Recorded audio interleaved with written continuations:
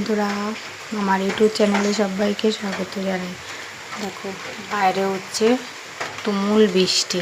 রাত থেকে সকালে রান্না করছি, এখানে গরম ভাত করেছি পটল ভাজা, আর করেছি মুগের ডাল, আর করব এখানে মোচাটাকে সেদ্ধ করতে বসিয়েছি।